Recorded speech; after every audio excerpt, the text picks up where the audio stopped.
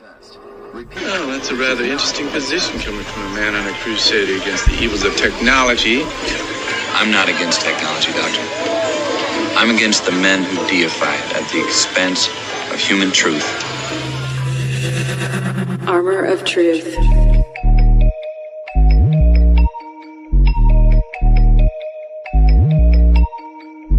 You'll own nothing and be hated. That's right. Masons claim to believe that Lucifer, when he was thrown out of heaven, came to earth and gave the power of reason to man as a gift. The revolution, which we're told was made for the people, was in reality made against the people. Its tactics have been revealed, and they're very clearly seen.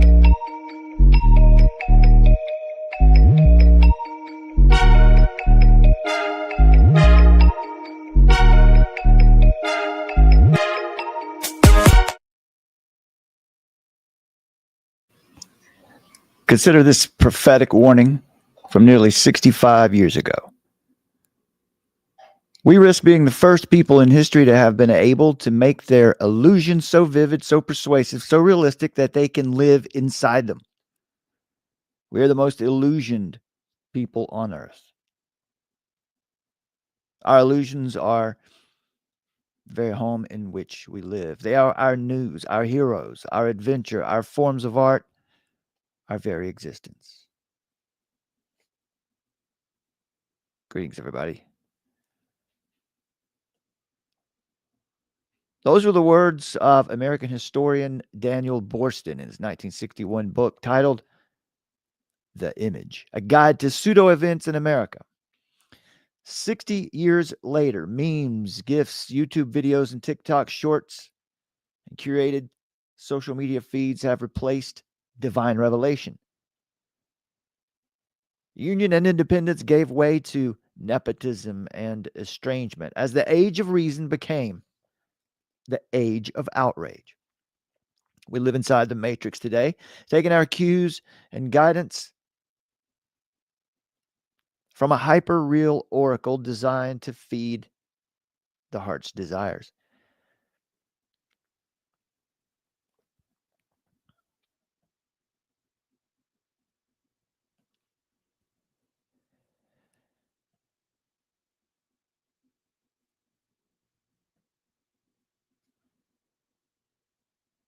America was once the land where one's dreams could come true, where industry and technology provided great opportunities for all who were willing to apply themselves.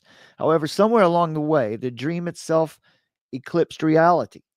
Technology expanded the reach and power of images and narratives from inspirational novelty to the level of ubiquitous entanglement. Once informative and even inspiring, most of the images and messaging we encounter today are put there to provoke something in us, not to inform, not to educate, not to have you come away from the experience being smarter, more knowledgeable, enriched. No, they're put there to provoke something in you. Your attention is now the most valuable commodity in the world, and images are designed to capture your attention. But there's more to it than just your attention. Images today make demands of you. They require your time, your attention, of course, your outrage, obviously, your money, your lust, your affection, and of course, your votes. Images are constantly recruiting you, us, all of us, to some idea, to join some tribe. We live in the age of the spectacle. As author of the book Competing Spectacles, Tony Reinke, which I definitely suggest, I recommend, Competing Spectacles by Tony Reinke. He says, what we really need as Christians in this world is a theology of visual culture.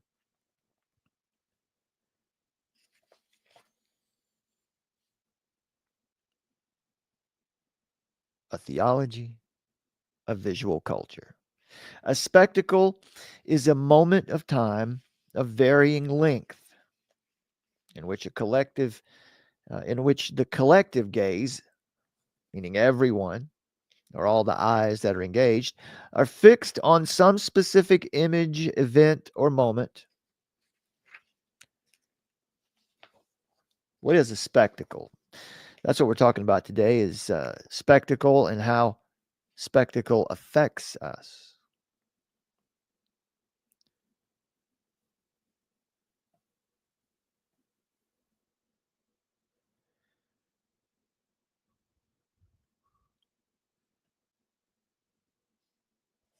In fact, we're talking today about strategic deception.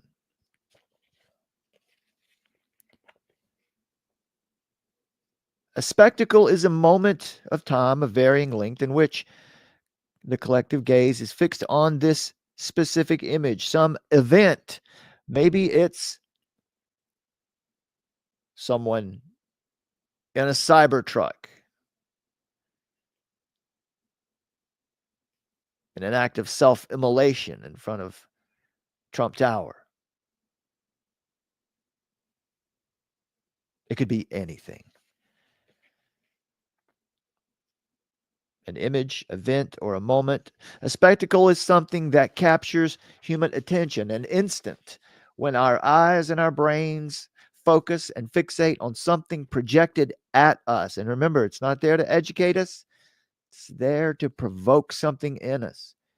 And in an outraged society like ours, spectacles are often controversies. Maybe 99% of the time. Spectacles are controversies. And often the most viral social media spectacles are spicy tales, later exposed as groundless rumors and fake news.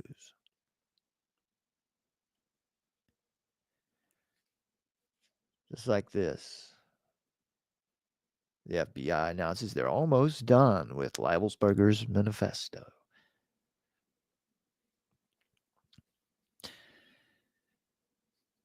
While we were away, a lot of things happened. Things that we can't even really say on this ridiculous platform. But here we are. Because it's where the people are.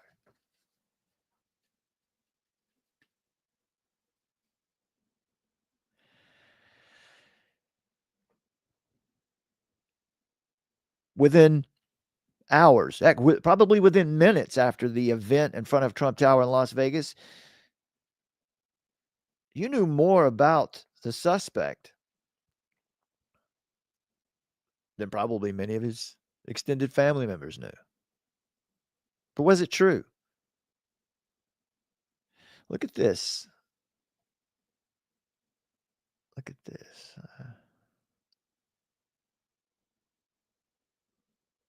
Yeah, here. There we go.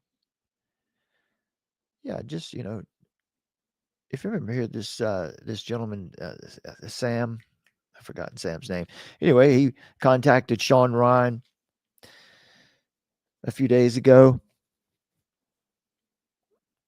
a couple days after the event in Las Vegas, and told him he had an email from Leibelsberger. Even before that manifesto was presented on Sean Ryan's podcast, information trickled out through the media. An image, a spectacle that was put there to provoke something in you. It wasn't put there to make you smarter. It wasn't put there to have you come away from interacting with it being smarter, more knowledgeable, happier, even. No, it was there, put there to provoke something in you.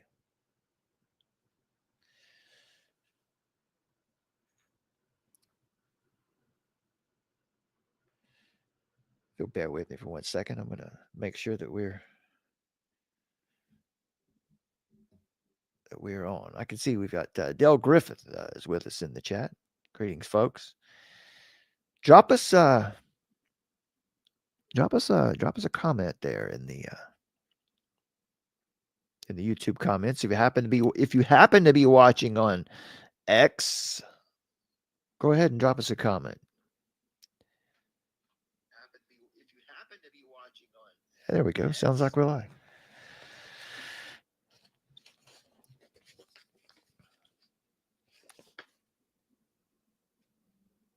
So within a day of that event, stories like this, the DNA of the deceased body doesn't even match the DNA of his son. Is that true? Is that just narrative?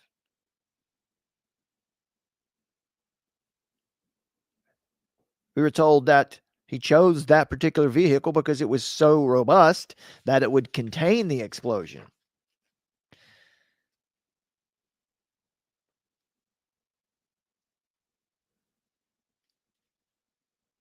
Some of his social media accounts were changed after the event was over. But here's what I'm suggesting to you.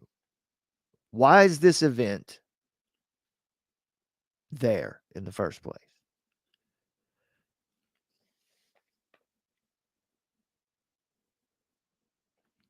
Whether it's true, false, or fiction, a spectacle is the visible thing that holds together a collective gaze, whether accidental, intentional, anything, whether it's accidental or intentional, anything that competes for your attention is potentially a weapon that can be used to transform you. It can be used to enslave you.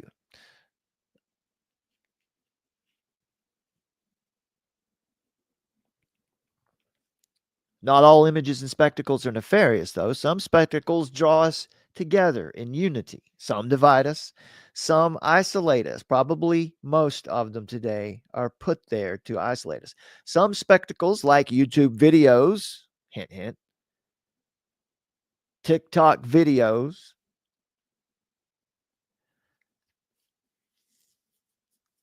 your social media feed, draw our minds into a trance-like state. Movies, television shows do that. Some spectacles, like social media, make us personally the center of attention and addict us. That dopamine hit. Some spectacles draw us together in a community in a good way. Some spectacles corrupt us from the inside out by stoking desire and lust. But behind it all, spectacles want something from us. Being a consumer and consuming spectacles is part of it. But we don't merely ingest spectacles, we respond to them. We're designed to respond to them, and that's the point. So keep that in mind. We are designed to respond to spectacles. I'll expand on that in just a minute.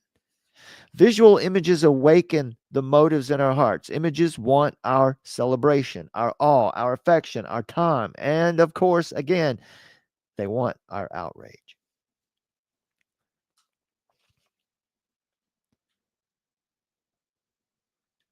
Spectacles. How about this one?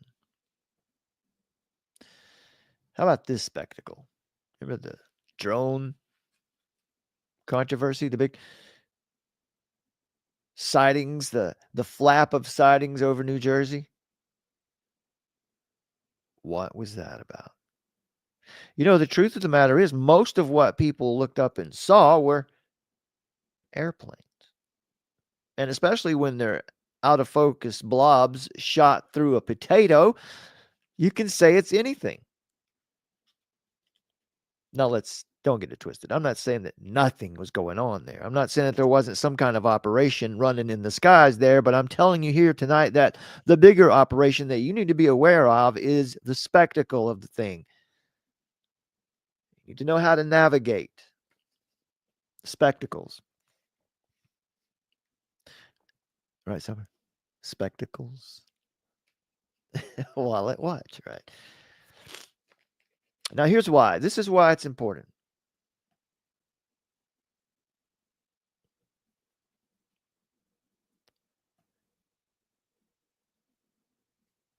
We're going to run down these terms for you in just a bit. But first, Please keep this in mind. Human beings were created to worship. That might be a controversial statement to a lot of people today, but that is the truth. You and I, we were all created to worship. Every person who's ever lived was created to glorify God. That's the purpose. That's why we're here. We were all created with an unquenchable appetite to see glory, to experience it. And that's why we're all so susceptible to spectacles, because how about that? Susceptible to spectacles. I want you to say that 3 times fast. Greetings to Psalm Courier. Good to see you folks out there. Yeah, get those. Caught you with your arms in the fish tank.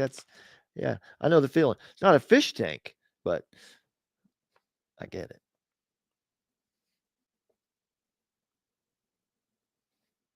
We are wired, we're programmed to seek glory. We want to see it. We want to see great things.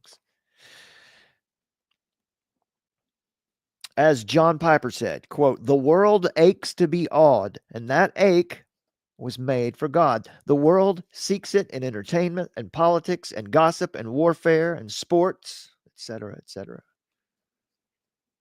Unfortunately, though, we are all very easily conned into wasting our time on what adds no value to our lives.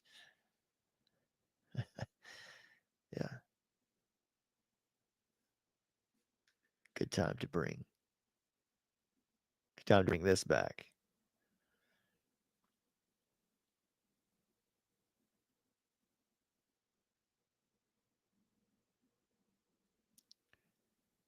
As Aldous Huxley said, mankind has an almost infinite appetite for distraction. I like that. One of our Substack articles bears that title, Appetite for Distraction.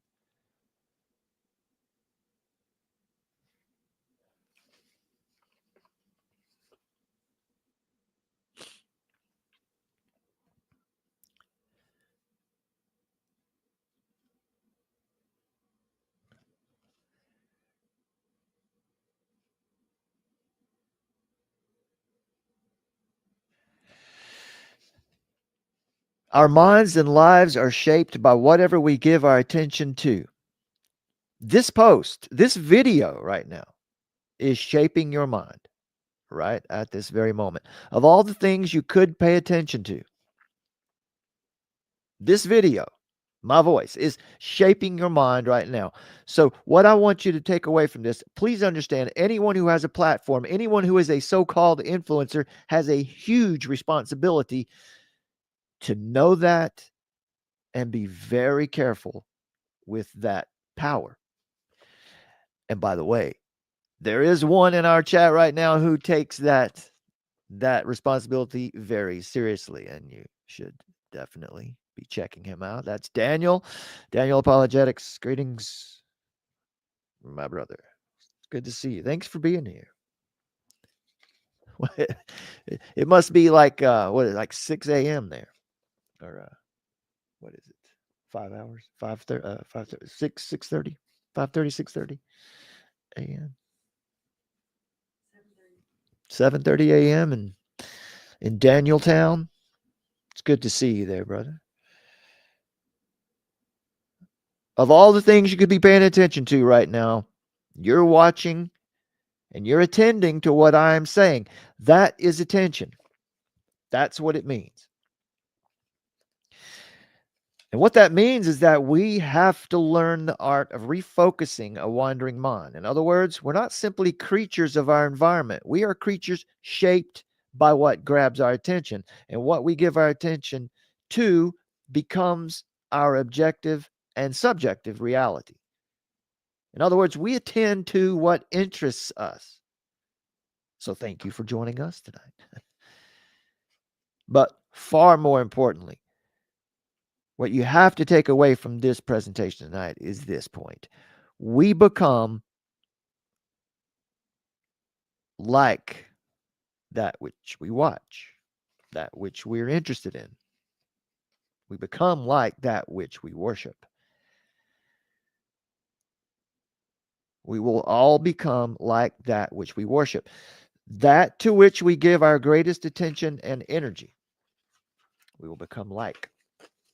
Appearance and substance in the information age have been divorced. Images are a simulacrum. That means they're a representation of something real.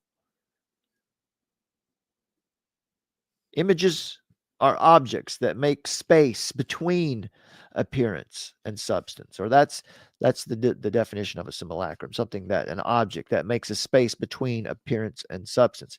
In a world dominated by the image instead of the word, interior life, your thoughts, your desires, your dreams, your inclinations, interior life gives way to exterior show. Substance gives way to simulation. So, in the age of the spectacle, image is our identity. And our identity is unavoidably molded by our media, or by the media we consume. Now, speaking about films, movies, and entertainment, Jacques Ellul explained that we choose to give ourselves vicariously to the on-screen lives that we could never personally experience. That means we live vicariously through the characters and through the memes and through the narratives and the images and the spectacles that we imbibe. We escape into lives that are not ours and become adapted to the experiences of others. Images are put there to provoke something in you, to make you do something, feel something. We live inside our projected simulations, inside the promises and possibilities of our most beloved celebrities, social media influencers, professional athletes. The result, like a snail deprived of its shell, man is only a blob of plastic matter molded after the moving images. Our popular movies represent what Tony Reiki called a pedagogy of desire, a place where our loves and longings and identities are shaped for us. We're told how to think and how to feel. We're told what's acceptable, what's approved and appropriate. In the age of the spectacle, we leave the hard edges of our embodied existence, our shells, in order to find our own shape and definition as we live inside a media-driven life of abstraction. And because we can live entirely inside our black mirrors, our devices, because we can live entirely inside the world of our images, consumed, and the images we project, because of this, we tend to lose our identity and our place in the world, in our communities. We lose a sense of what it means to be inside the body. Now, the point to this is, as I said a moment ago, that influencers, and that's influencer is now a job description, and they're everywhere. Influencers, people online who make videos and tell you about things and talk to you about things or report news or events to you, carry an enormous responsibility, a much greater responsibility than they ever have.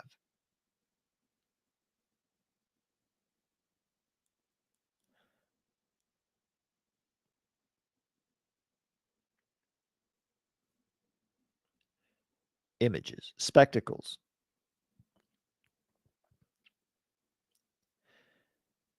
If you remember after the event in Las Vegas, I don't know if you remember, if any of you remember what YouTube was like in 2011, 2012, but especially around 2014 and 2015.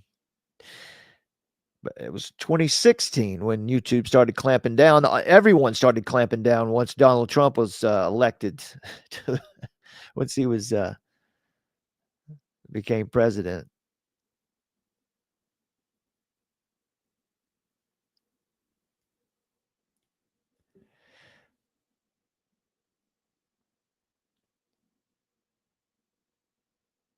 Now, regarding the UFO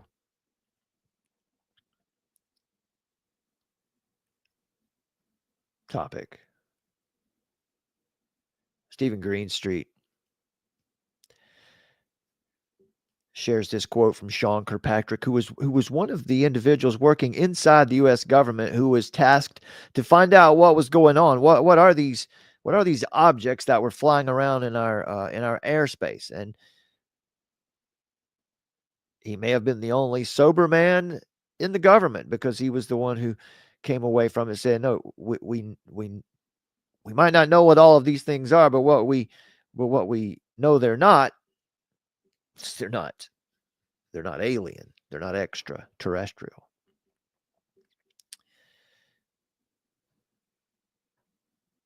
Sean Kirkpatrick said, "The American public is falling further and further down a rabbit hole of baseless conspiracy theories, pseudoscience, and ridiculous paranormal tall tales. And it is completely warping and where'd it go? Completely warping and perverting our collective reality."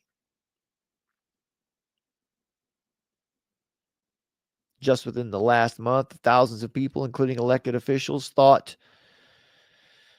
normal planes and helicopters were invading drones or alien spacecraft. They saw a plane, took a video of a plane. The flight radar showed that it was a plane, but instead they chose to believe it was something spooky. And who can blame them? Those whose job it is to inform the public of facts, truth, and common sense failed almost every level. I would submit to you that in many cases they didn't fail. They did exactly what they intended to do. To provoke exactly that response in you. Kirkpatrick says the news media, instead of properly critiquing all the hysteria, seem to gleefully promote it, profiting from every click. Elected officials, instead of being the skeptical adult in the room, calming everyone down, fanned the conspiratorial flames, lest they experience the "how dare you" wrath of their sacred and angry constituents.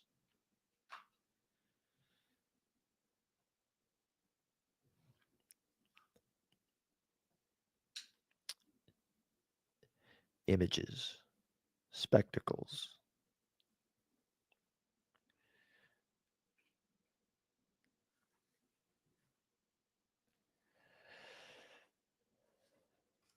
Images, spectacles. Remember, this is a spectacle, albeit a very small spectacle. This is a spectacle that you're attending to right now, and it is incumbent upon me. I am required by my Lord to treat you well, to give you information that you'll come away from this experience being edified. On the other hand, we've got folks like this. And I know maybe I get too much in the flesh. So let me just try to keep it under control. This is an example of one of those influencers who has a huge responsibility. I mean, look, what are we talking about here? 2.5 million subscribers. This clip video here reaches 600,000 souls. That is a huge responsibility. Let's See what he has to say. To wake up right now. It is happening. America is under attack, but not in the way that you think it is. What we're witnessing isn't just violence, it's a massive psychological operation being run on the American people by the very agencies that are supposed to protect us. And it's working. People are falling for it 24 hours before Congress certifies Trump's presidency. Last night, I received an email from my friend Colonel Douglas McGregor, friend of the show. You guys know him well. And his words have been ringing in my head. Is the audio okay? He said, Clayton, when something makes no sense, chances are it does not. Okay, that's where we can stop. When Colonel McGregor said, when something makes no sense, it's because it probably does not. Now, that's profound, is it not? That's the point, folks. That's what we want you to understand. Whenever something happens like what happened on New Year's Eve in New Orleans, or what happened in Las Vegas, or especially events like that, whenever your favorite influencer jumps online and the first thing they say is, look at this, look at these facts, none of this makes sense. This makes no sense. I'm not suggesting to you that they're intentionally misleading you. It doesn't matter whether they're doing it intentionally or not. By doing that, by seeding in your mind that nothing out there at all makes sense, that it's all just it's just chaos everywhere, they're doing the bidding of those people who place the images there to provoke something in you. Now, our thumbnail for this video, let me explain why that jackass is there. Well, if you've ever tried to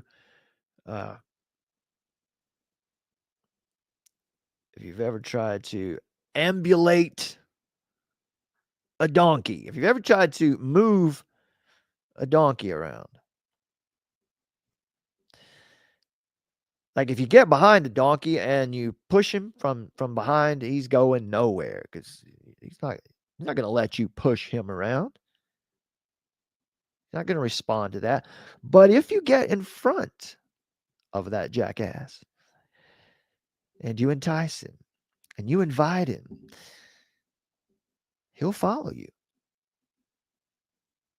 He will not let you push him, but he will follow you. We are exactly the same. Human beings are exactly the same. We like to say, no one's going to make me do X, Y, or Z.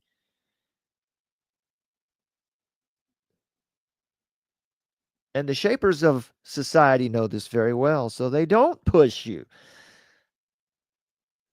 They let you feel like it was your idea when you follow their lead.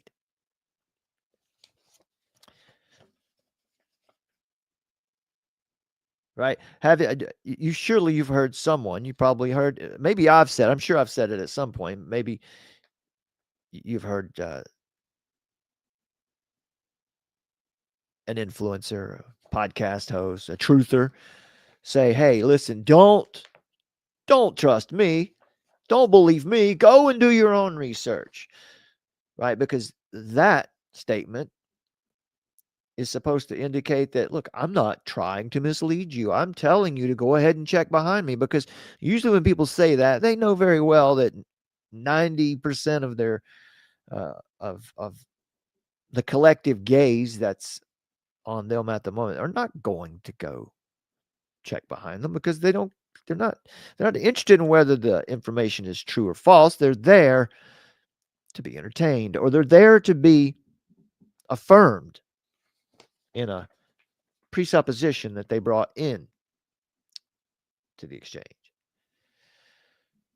Now, why am I picking on good old Clayton Morrison redacted? Because of this. Let me make sure. Let's get, here we go. This is why. For every 10 minutes that Clayton reports the truth,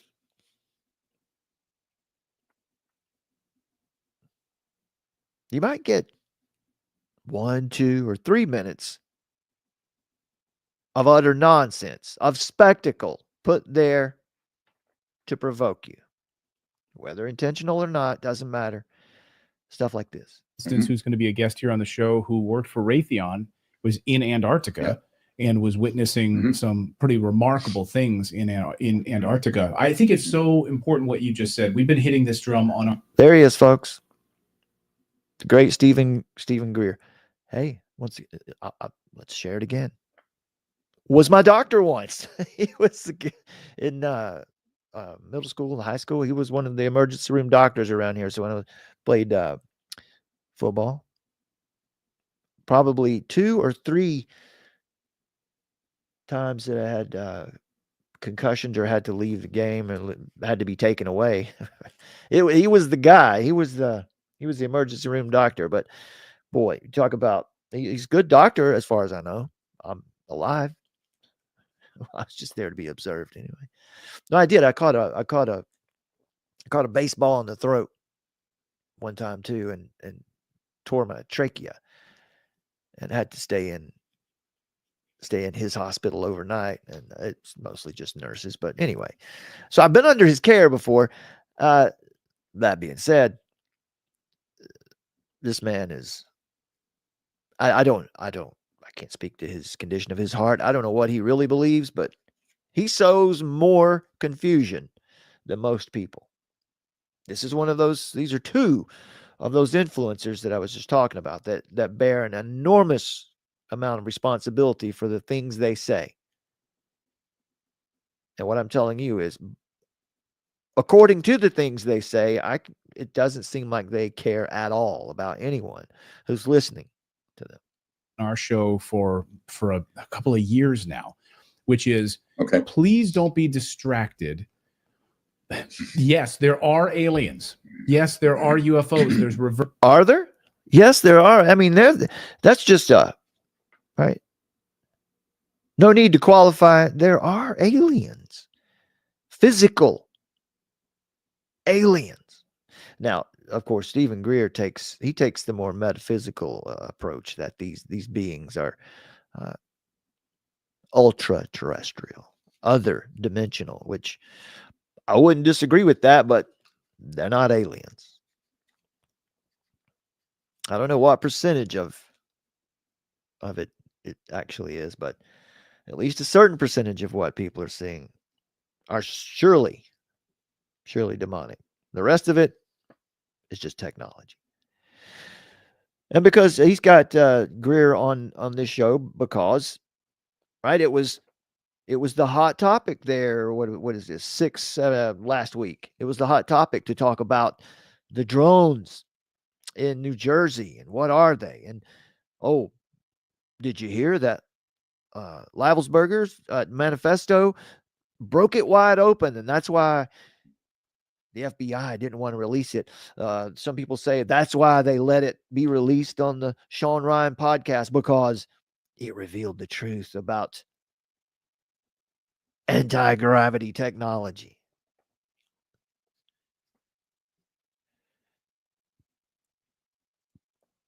Never mind, there's absolutely no evidence for it. Reverse engineering of extraterrestrial craft. That is the case, right? Would you say emphatically 100% that is the case? 100%. 100%. Oh, 100%. But the dominant thing that people see is the stagecraft. Yes. So now they're fooled by it. And so there's the trick. The stagecraft. And that's, I really want to hit on this. And so for people who are watching this right now who might say, this is a distraction and this is the problem right here. What you just hit is the nail on the head for everyone to pay attention to not what you call it a limited hangout. That's what we're experiencing here, a psychological operation. Right. Sure, absolutely. It's a psyop, and it's designed. Look, Jacques Vallée, Dr. Vallée, who's been involved with this since the 70s, and whose advice that led to the creation of Close Encounters of the Third Kind by Steven Spielberg, that movie, which was actually a docudrama, actually. Right. Because Dr. J. Allen Hynek of Project Blue Book was one of the chief advisors and opened up files for Mr. Spielberg. But I think that, he has admitted, although he's afraid to turn it over, that he has a document from 1985. And we can prove this. It's in an entry, in a log entry in his book from 1992, that he is in possession of a top secret document from the CIA describing the abduction of peasants, as they were called, in Brazil and Argentina by the CIA using man-made UFOs and fake alien-looking things for its, and I'm quoting, its psychological warfare value. In 1953, I have a document that was officially released to me after I briefed Clinton's CIA director, where the CIA director talks about the psychological warfare value of the UFO subject. People are going to have to begin to learn the nuance of this. We're way past the point where it's like UFOs are real and there are extraterrestrials out in the universe. Yeah. We're way past that point, folks. If you didn't know, we're way past the point of whether or not aliens are here. Oh, we're well past that, says Greer. But he's right about one thing there. The UFO narrative, which got traction for the first time in 1946, 1947, from the start, was an operation. Now, there's a man, James Carrion, that's Carrion, James Carrion. He used to be the international director for MUFON, that's the Mutual UFO Network. They let him go from that position because, he broke the cardinal rule. He followed the evidence, and he started asking questions. He started or challenging the notion that everything that's reported to MUFON or most of it should be considered to be alien.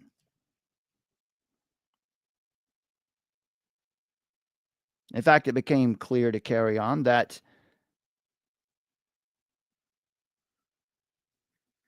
MUFON, the Mutual UFO Network, was almost certainly an operation of some sort. But why? What for? Well, the reason is this. If you're trying to create Carrion's writings, if you search James Carrion, Carrion online, you can find his files. He's got sorry, I don't have the link here for you, but I'm going to share some information from there in a moment. His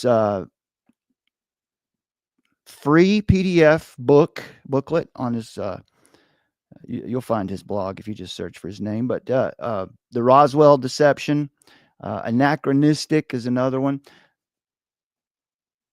He just lays out exactly what was going on, that the earliest UFO stories were put out there for a specific purpose.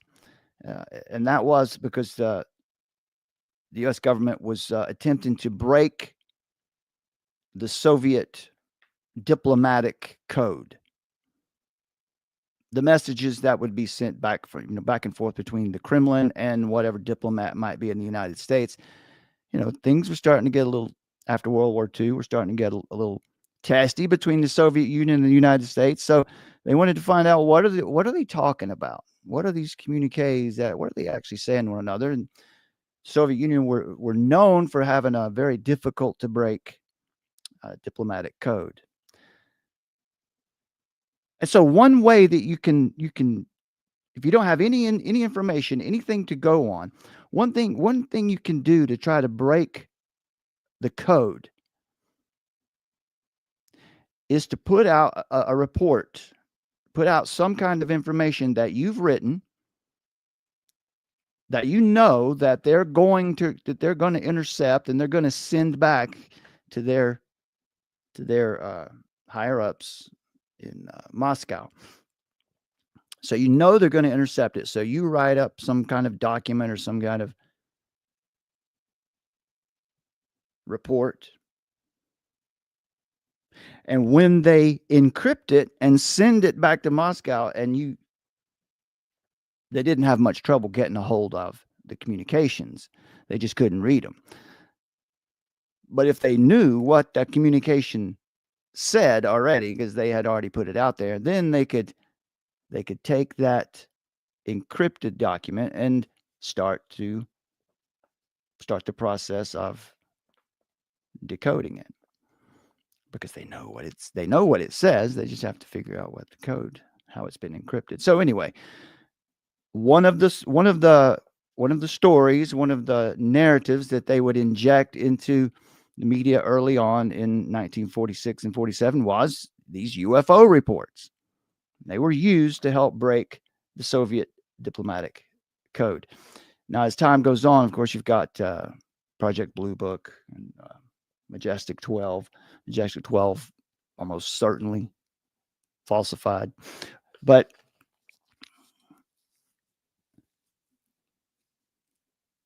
the UFO narrative became the perfect cover for black projects. The UFO narrative became the perfect impetus for the national security state. So today, when you see the Congress having hearings about crash retrieval programs and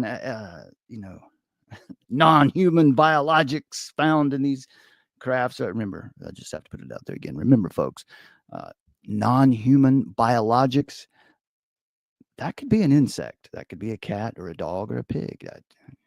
So I'm not sure why non-human biologics is so important. But anyway, the point is that it's a cover for something.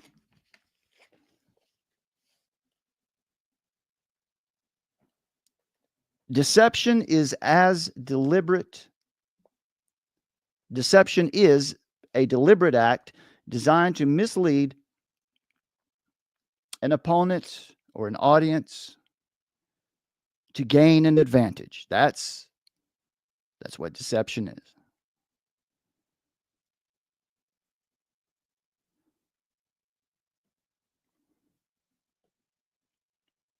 Okay, today we're talking about, once again, strategic deception.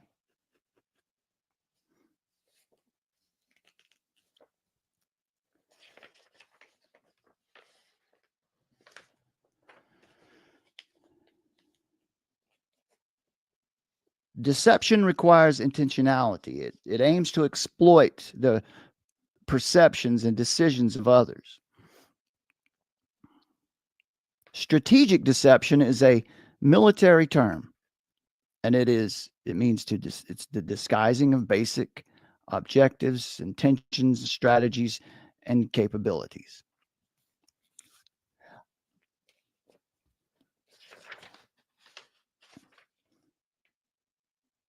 Now we'll get into these terms a little bit deeper in just a moment. Tactical and operational deception.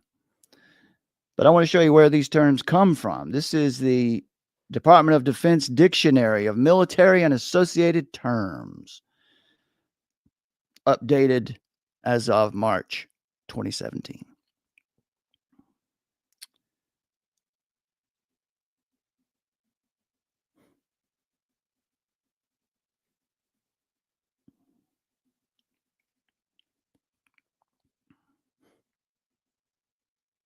That's a pretty. Here you go. There is a link that you can use to, if you want to check this out for yourself.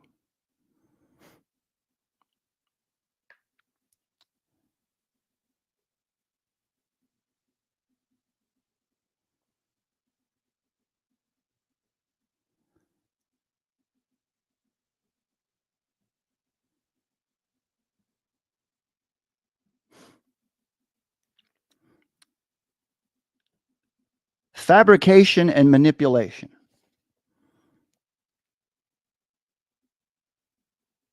Fabrication is the creation of entirely false information to mislead,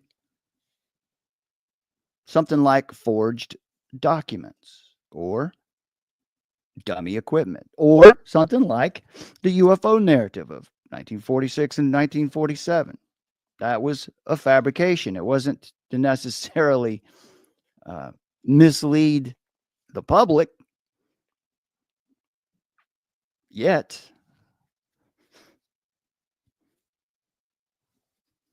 But it was misleading for a purpose, misleading about intentions or capabilities, manufactured data,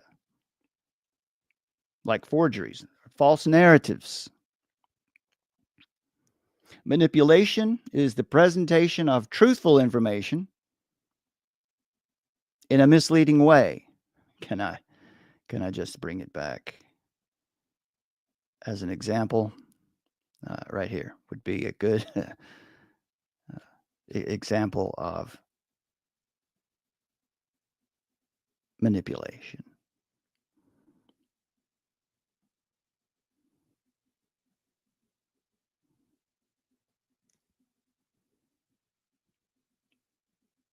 Manipulation is the presentation, the use of true or factual data. You're trying to create a false impression.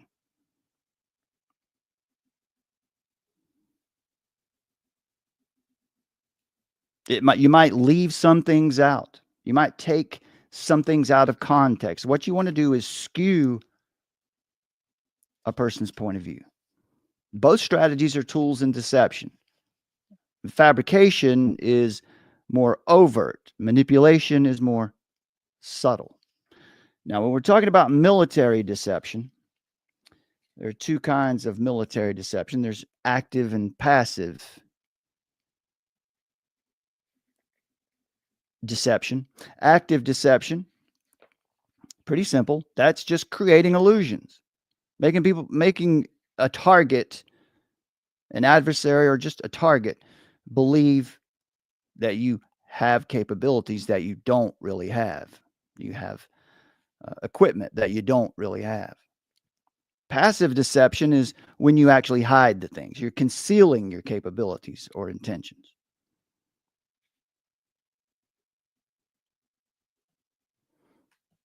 Again, now the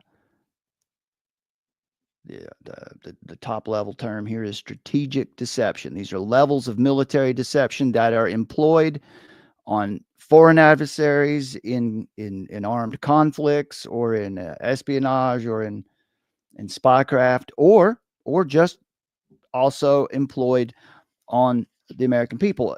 Why do I say that? I'll share another document with you here in a minute where they just had a meeting in the public trying to determine whether or not it was what are the ethics of deceiving your own people. And spoiler alert, they determined in that meeting that sure, it is necessary to deceive your own people at times.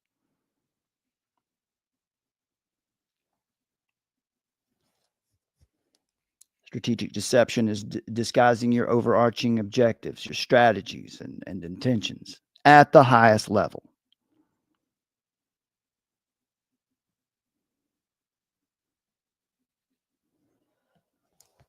Operational deception is when you mislead about a specific operation.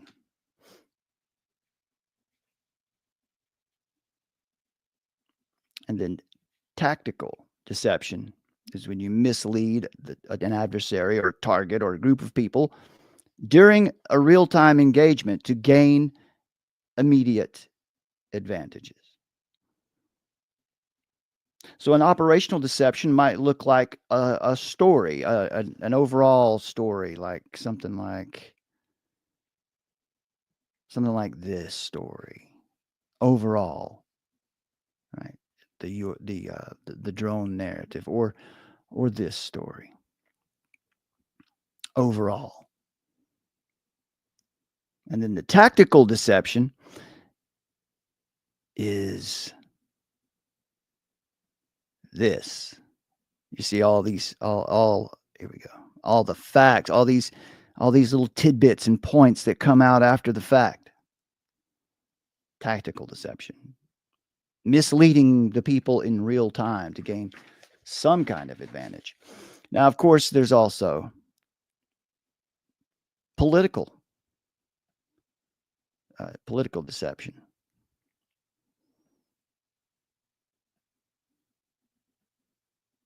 Obviously, right?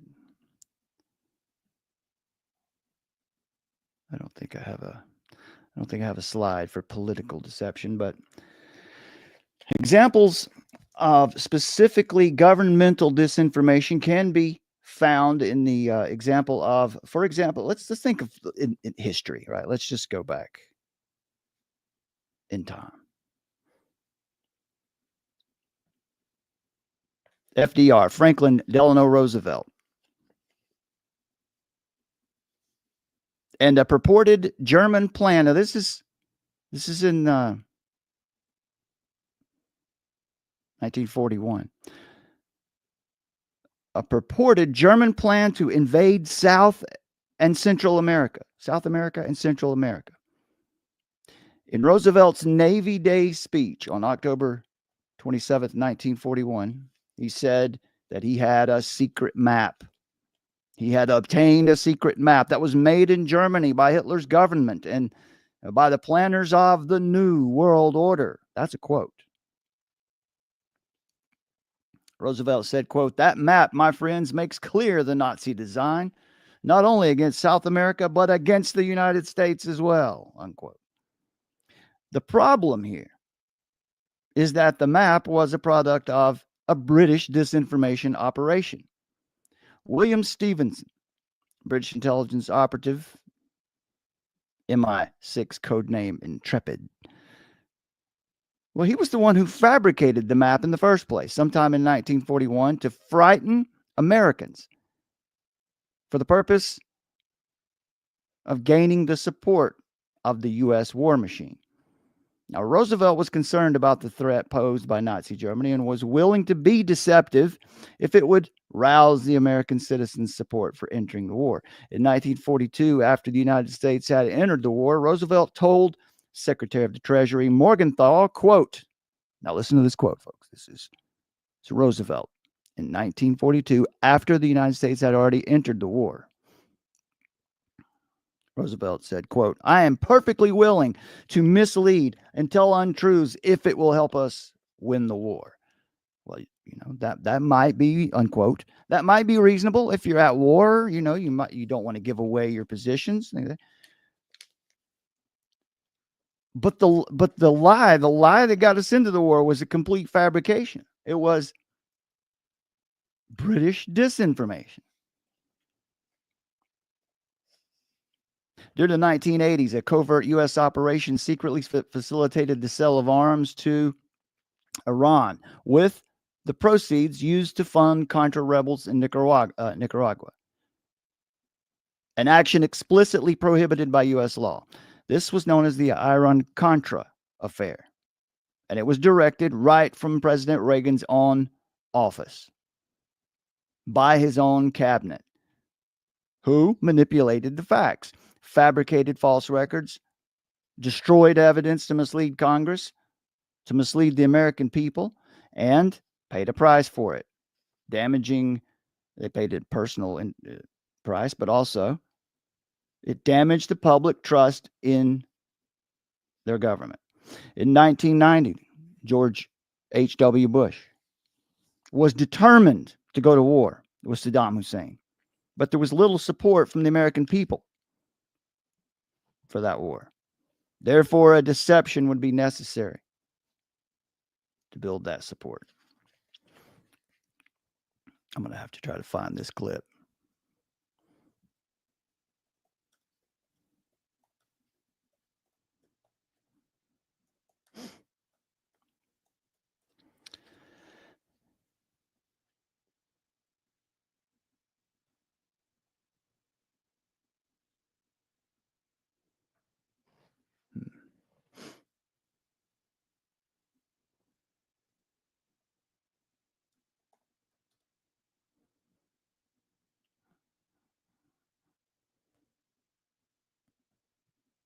Okay, here we go. Oh, no, that's on Facebook. That'll be no good. Here we go.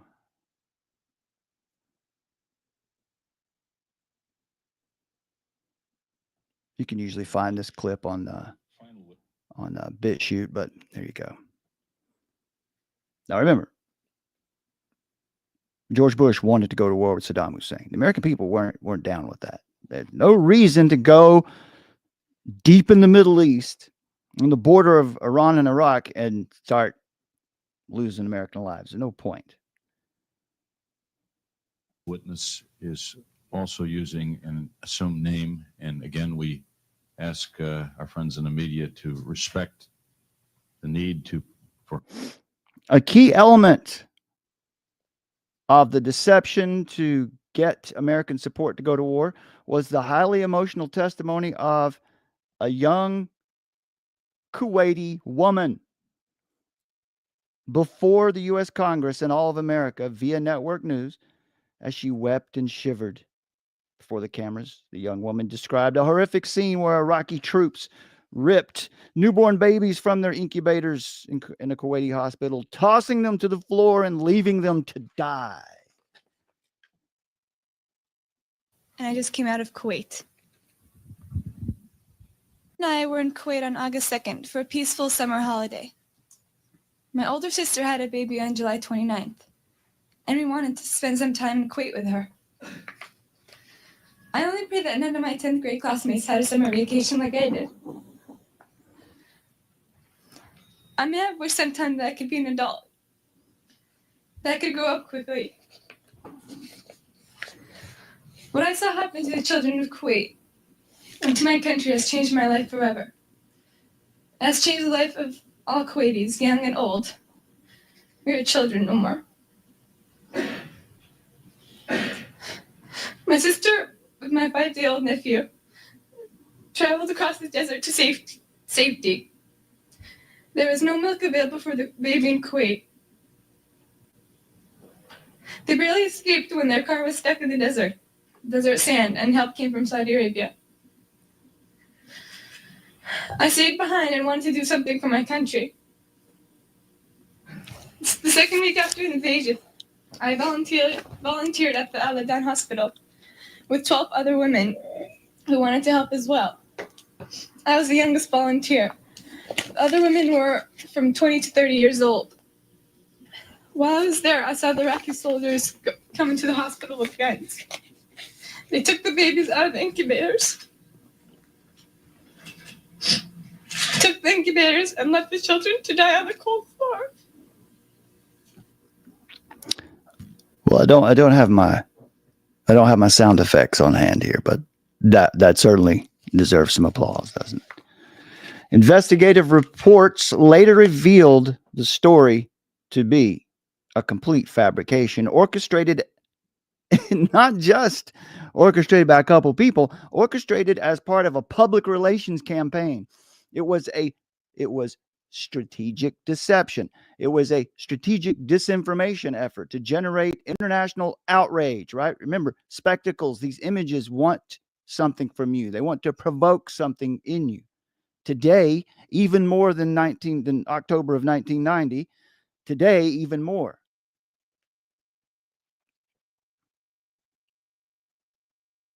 The point was to generate outrage, international outrage, so that there could be a U.S.-led global war. It was the very earliest stages of what came to be known as the GWAT, the Global War on Terror. This young woman turned out to be the daughter of the Kuwaiti ambassador to the United States. Plausible deniability, right? Her horrific sounding story was created by disinformation agents and then promoted by a marketing firm called Hill and Knowlton. I think they were located maybe in Alexandria, Virginia, close to Washington, D.C. Hill and Knowlton, this marketing firm, was officially hired by the Kuwaiti government, right, for plausible deniability. But by manipulating public emotion and framing the conflict in moral terms, the operation strengthened political will for military action. Now, this operation is a classic example of fabrication.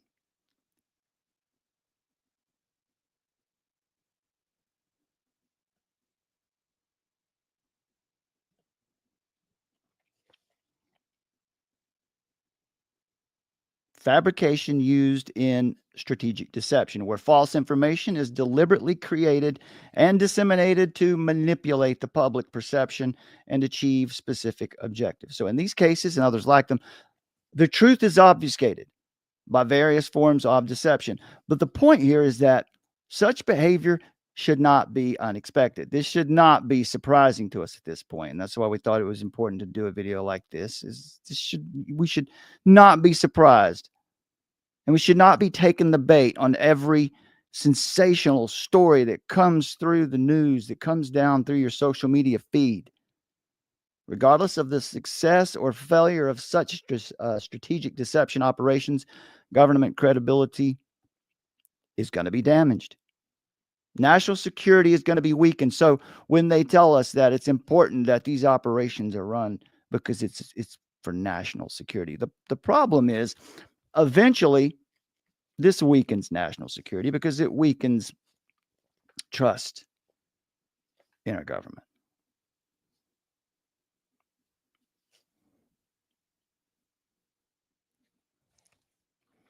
Deception is intricately tied to intelligence agencies.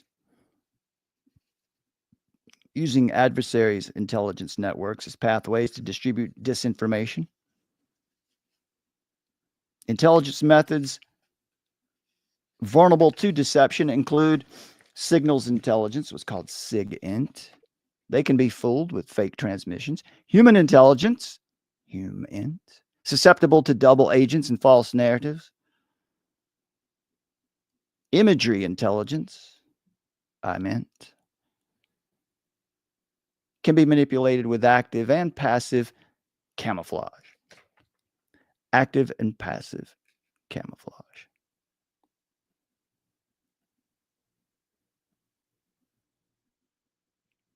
Active camouflage. That's when you use artificial images or impressions that do not actually exist. In the military sense, it would be artificial images or impressions of forces or capabilities that don't actually exist.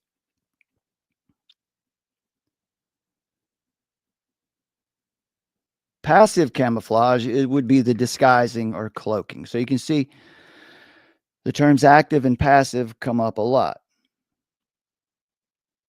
Active is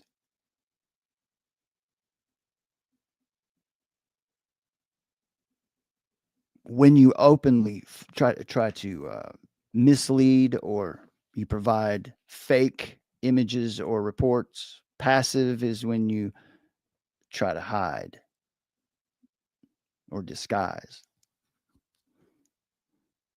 to prevent detection.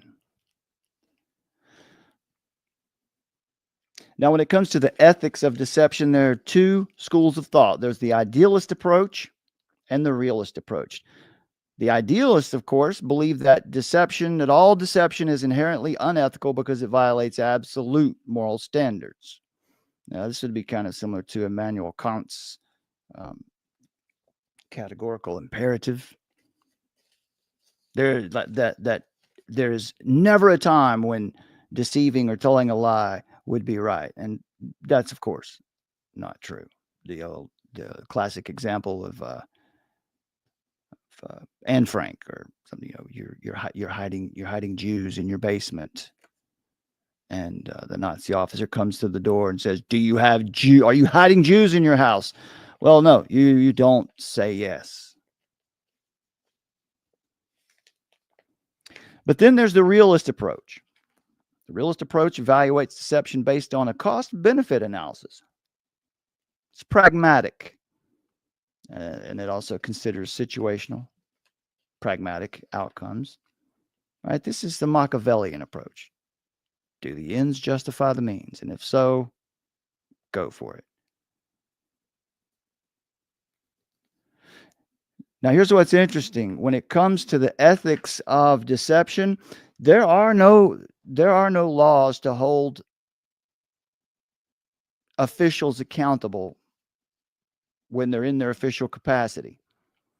International laws, for example, at The Hague and the Geneva Conventions, The only thing they prohibit is treachery. That would be if you try to disguise yourself as a Red Cross nurse or a Red Cross van and drive into enemy territory and blow it up or something. They prohibit using an enemy's flag. But none of the international laws or the domestic laws on the books in any way prevent our leaders from using stratagems like active and passive camouflage, provided they adhere to the rules of war.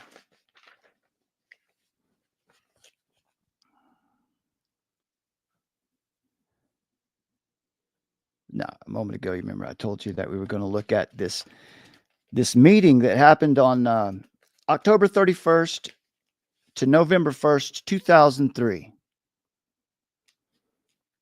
It was titled Military Deception, Hiding the Real, Showing the Fake. Strategic Deception in Modern Democracies, Ethical, Legal, and Policy Challenges.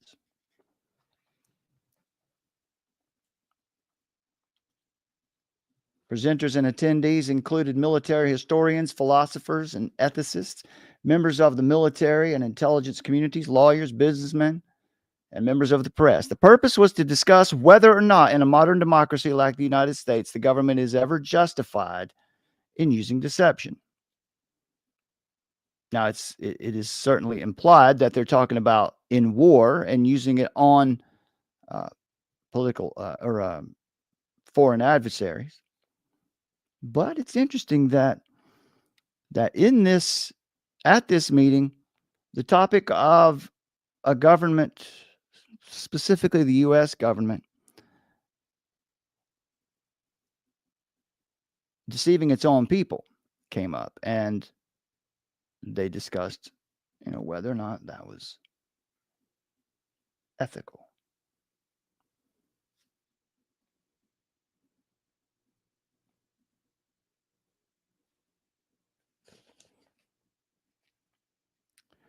There's a particular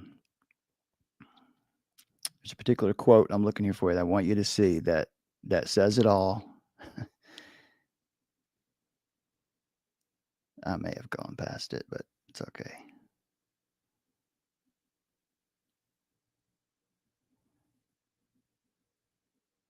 Let's see here. Looking for the last heading. Yeah, recommendations and conclusions. Recommendations and collusions.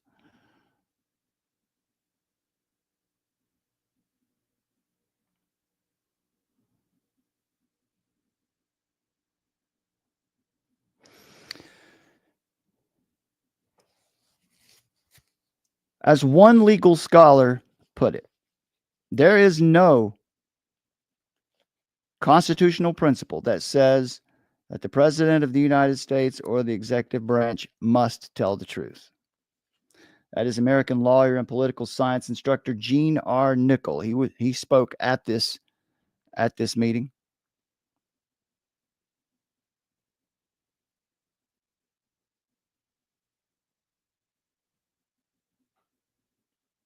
No constitutional principle that says the President of the United States or the executive branch must tell the truth.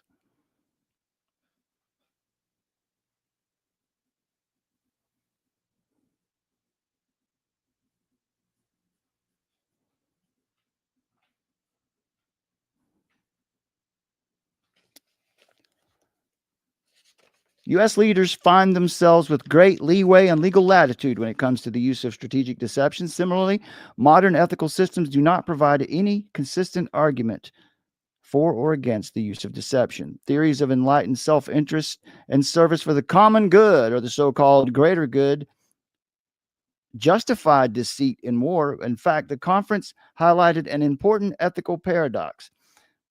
To save its democracy, the United States might have to resort to deception, which might in turn harm the very values and institutions it is fighting to preserve. The majority of those present at the conference favored the realist view In other words, they decided that modern democracies can and should use strategic deception on their own citizens if, number one, national survival is at stake, number two, if deception is, quote unquote, crucial to victory. Democratic societies rely less on trust than we do on accountability. Government officials are extended a conditional trust that entitles the populace to take action to remove those officials should they violate the trust. So they're going to lie, so they work very hard to cover it up. At this meeting, they also concluded that the United States must develop stronger theoretical foundations for understanding deception, namely, what it is that enables one to be deceived. For example, they determined that it's easier to deceive someone into believing something he or she wants to believe than it is to get them to embrace an entirely new idea. Again, as we talk about this kind of silliness here on your screen, with this UFO narrative. There is such a strong contingent of true believers in the UFO alien movement now.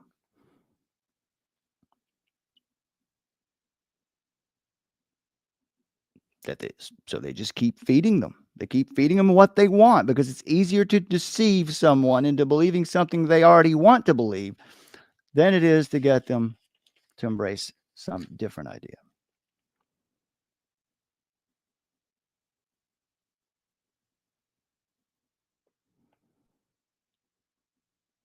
One of the justifications they came up with for why it would be necessary for authorities in modern democracies to lie to their citizens was the fact that democracies are the political process in democracies are so slow and cumbersome, right? Democracy is so slow. We heard that in the book 2052, that 40-year anniversary of the Limits to Growth paper. Jorgen Ronders said the same thing. It's what the United Nations, it's what the progressives and the globalists say all the time now. Democracy is dangerous because it's too slow. All of this debating and voting is just too slow. So we need to lie.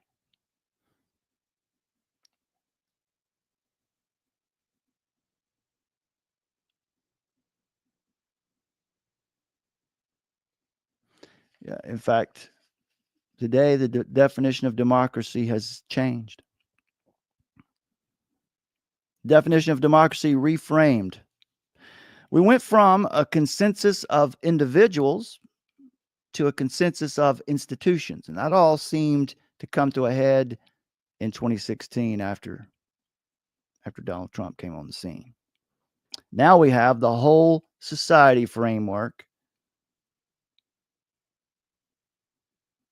censorship at the level of the whole society.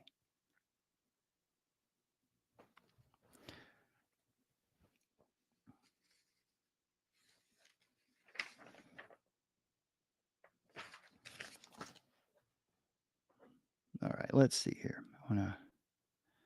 Let me just scroll down through here. I just want to show you a shot of just nothing particular on Rumble. Just open Rumble and go to it, and let's just look at some of the titles. Yeah, right here, Seth Holzhaus, who's just a nice enough guy. In fact, I would submit Seth is a very good guy. He's a nice guy. But Seth does a disservice many times by running with the popular narrative. Why? Because it gets clicks.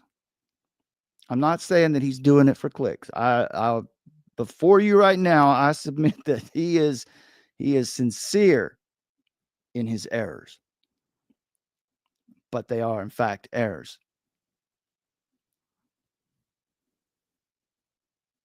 And we watch that show sometimes. I'm not trying to send mixed signals here. What I'm trying to get across to you is the fact that people in these positions have a huge responsibility, and I don't think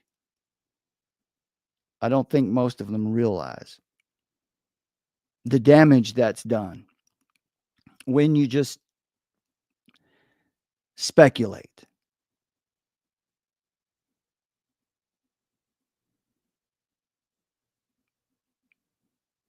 And take the latest news story and just repeat it verbatim.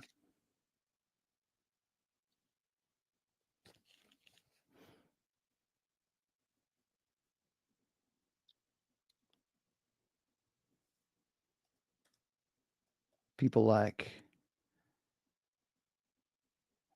AJ himself, Alex Jones.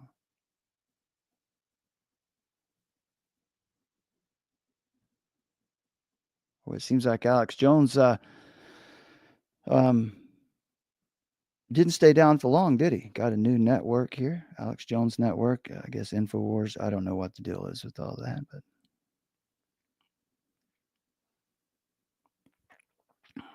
Alex Jones is one of those guys who is he is it's about all he does is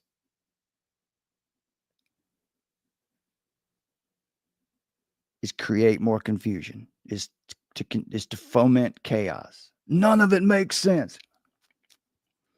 In a world saturated with information, clamoring voices, vigilance and humility are vital virtues.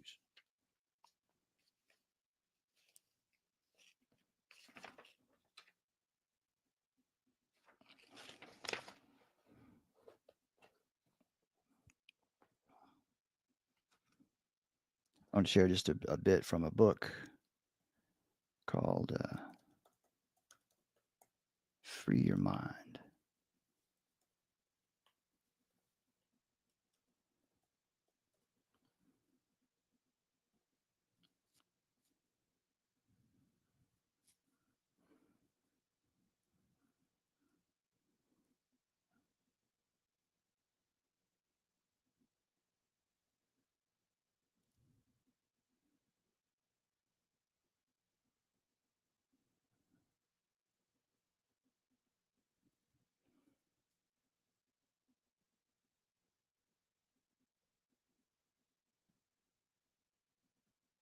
There we go.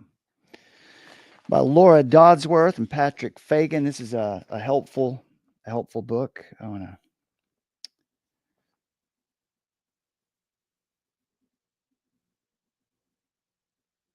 let's see. Let me get my contents here.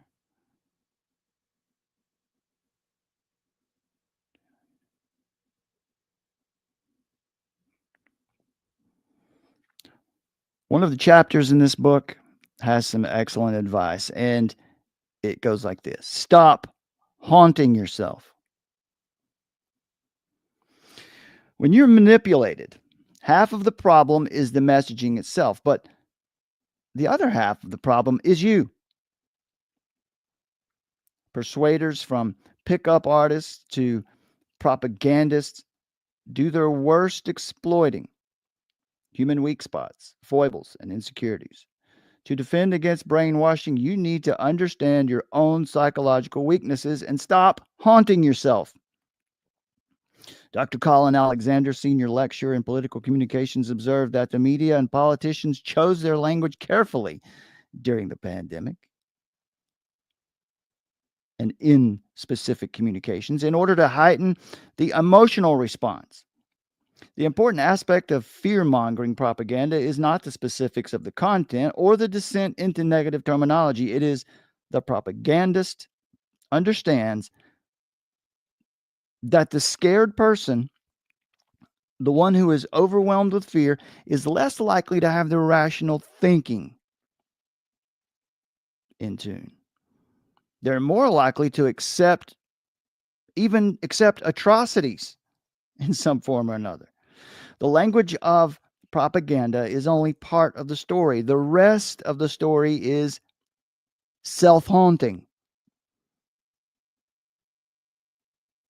Self-haunting influence techniques outlined in a GCHQ document called The Art of Deception, Training for a New Generation of Online Covert Operations. Say that one of the techniques it describes is using story fragments to lead people to conclusions that you want them to reach. Remember? I think we need to go ahead and get let's say goodbye to Naira, the Kuwaiti girl, the babies in the incubators girl. Thank you for your help tonight in making our case.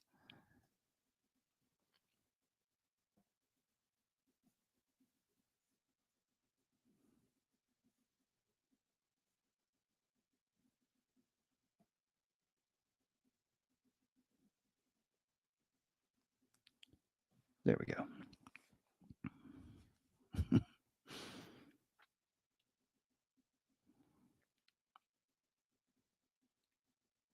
Using story fragments to lead people to conclusions you want them to reach. Remember the donkey. Remember that jackass. If you try to push him from behind, he's going nowhere. But if you drop the cheese, the carrot on the stick, and invite him, make him feel like it was his idea, if you get in front and lead him, he'll follow you wherever you want him to go.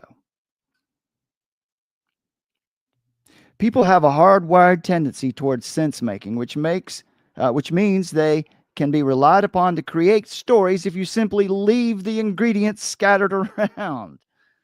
You see, people will fill in the blanks for you. That's what we do.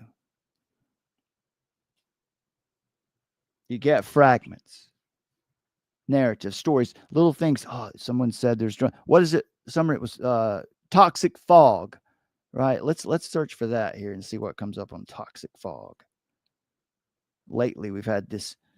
So I'm not saying that this thing is not really happening, but I believe the best explanation, if there is a very unusual, smelly or type of fog, I believe it's probably has to do with the fact that there are a ton of volcanoes erupting on the planet at the moment.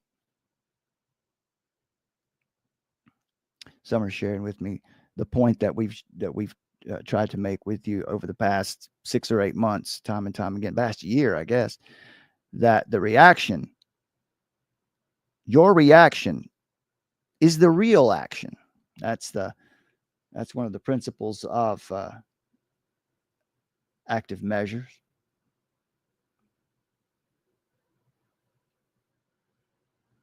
And deception.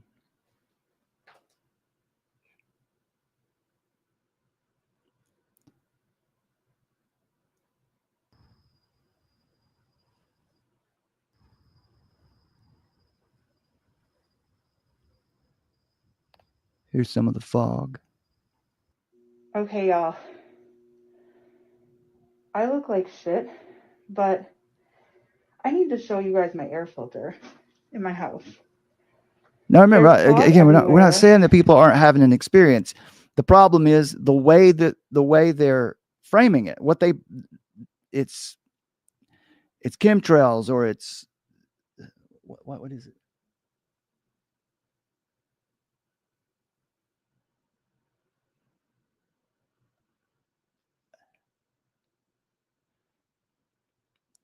And I've been feeling like respiratory issues for like a couple days now, like basically since the fog started. And I decided after seeing all the fog videos on TikTok, I would come and change my filter, which I do every month because I keep them on deck. One looks like. This is a new one, okay? It's a MERV 11 filter. Now, keep in mind, I just changed this filter like a month ago. Let me show you the one that I'm about to pull out. At this filter, y'all. I've never pulled out a filter this dark in my life. That's pretty ugly. This is not normal. It's black. Look at the new one. Now, I don't know what's going on in her house. I don't know if this is real information or not. Just take her at her word. Okay. Well, what's the best explanation for toxic fog? So it's crazy foggy right now. What are people experiencing? But that's not the weird part. Okay. Like, number one, it's weird because as it gets later in the day, fog should lighten, dissipate. And it's really not. But the weirdest part is the taste and smell. It smells like after you set off a bunch of fireworks, and like the taste of the air is, I mean, the only word I can think of is toxic. It's super weird. And so I'm going for my walk, and it's kind of worrying me a little bit. Let me know if you guys are experiencing something like that. That's weird. Yeah, I mean, it smells not right. And I'm 41. I've been through fog. This is something different. Let me know if you guys are experiencing something like that.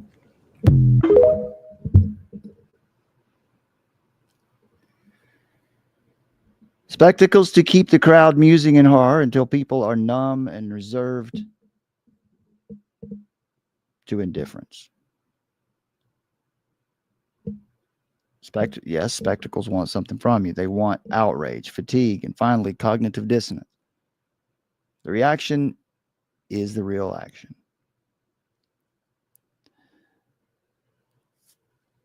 Romans 12:2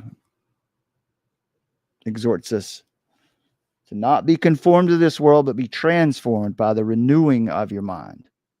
Different states, different cities, different countries are all reporting weird fog that smells weird, that looks weird, and this is supposed to be fog.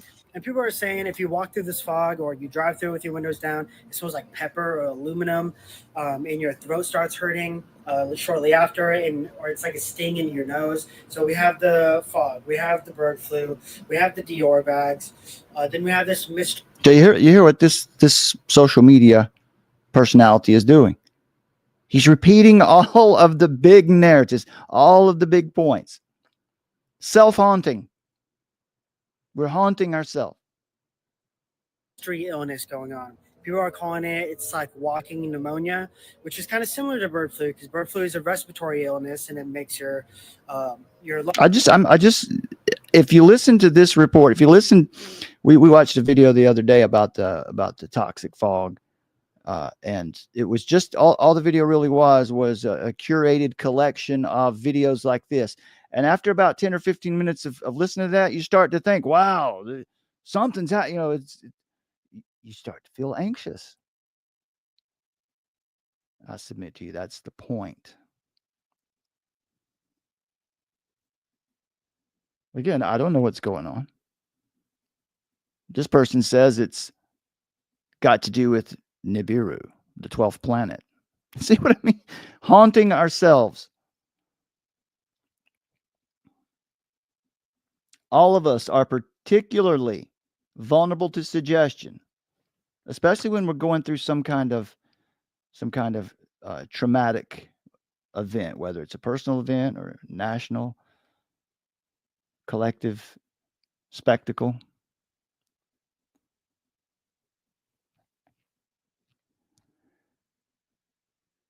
Summer shows me a document from 1970. Final report from June 1970. U.S. Department of Agriculture, Forest Service, forest fire as a military weapon. Advanced Research Projects Agency, remote area conflict. I can't see it. Remote area. I can't. It's too small. Conflict. Yeah, remote area conflict. Oh, yeah, this is an ARPA document before they were called DARPA. Yeah, and it's okay. So Summer's reporting that's circulating right now. Some of you may know more about this than me. I really, I only see what people show me. I only see what Summer shows me. I really don't see that much of it. Somebody has to show me. I'm not saying that I'm better because of that. I just really don't like Twitter. And actually, I don't think Twitter likes me. Doesn't like us.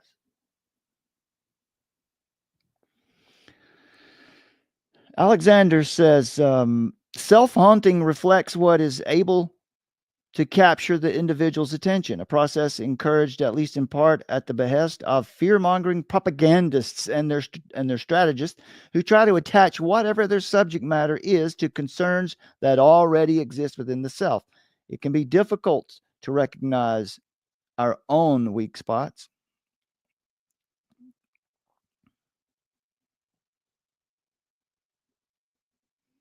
The role of emotion is known to advertisers and the propagandists and the self-styled so-called guardians of truth.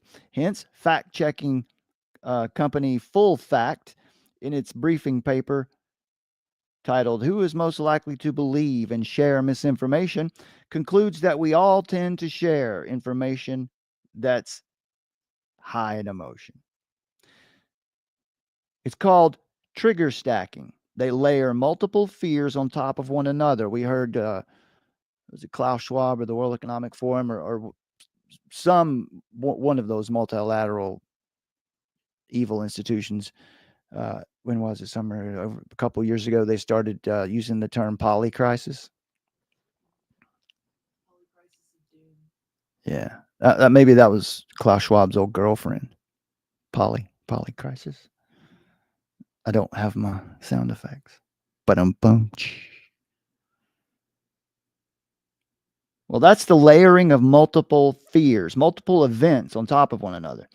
For example, a viral story in April 2022 claimed that CV-19 was caused by snake venom in the water supply. Anybody remember that? Dr. Artis.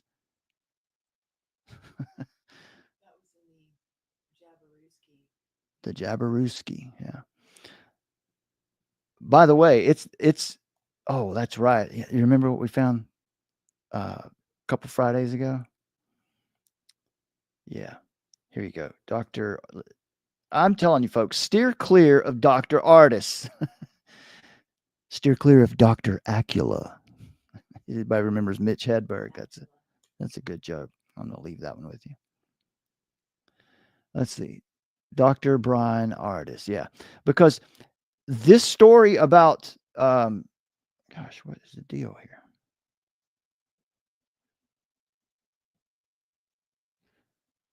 From 2022 about snake venom in the water supply causing these illness. Why can I not search on this thing? This is ridiculous.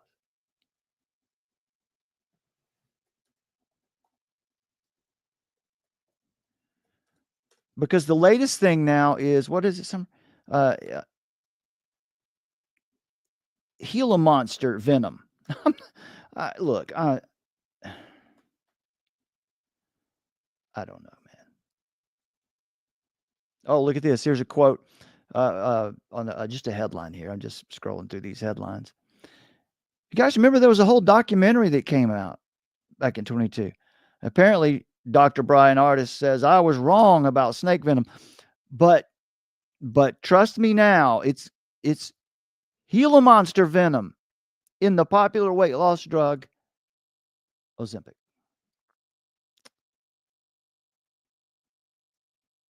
Man, I wish we could find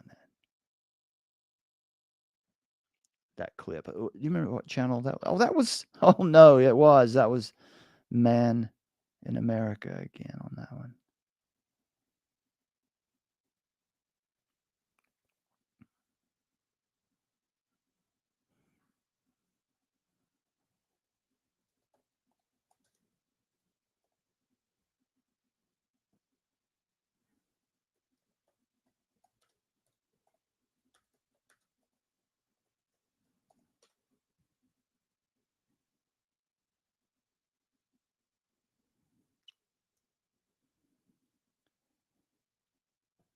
I have no idea what this thing is doing.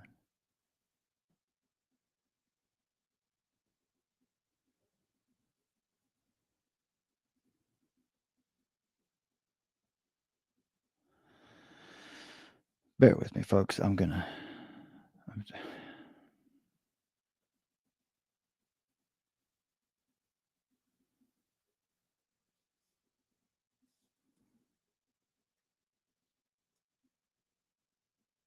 we go. See if I can get it here.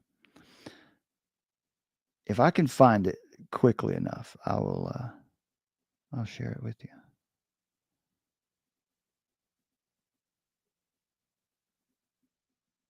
Oh, there we go. I don't know if this is the show or not, but there's Dr. Artis. Just so you can see who he is. There you go. Can you guess if one of these foods makes arthritis pain worse? Exactly. Is it these tomatoes? Cucumber? Yeah. I don't know. Those leggings up there. It's kind of a sorry. How many ads do we have here? My goodness. Of course, I click the ad. And then you got that music to go